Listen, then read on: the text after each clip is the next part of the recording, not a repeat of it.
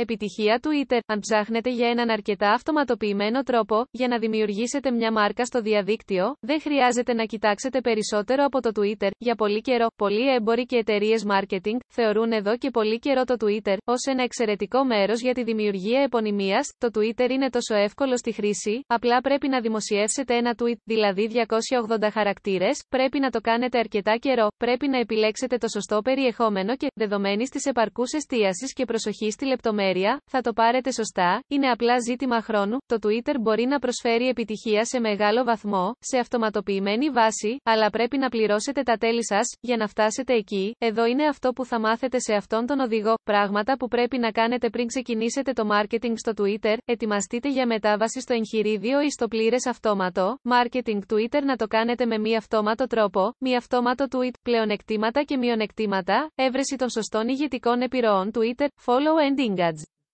Τι συμβαίνει όταν φτάσετε σε υψηλά επίπεδα αφοσίωσης, βελτιστοποίηση του περιεχομένου σας, αξιοποιήστε τη δύναμη των ερωτήσεων, Twitter marketing, βέλτιστες πρακτικές που πρέπει να ακολουθήσετε.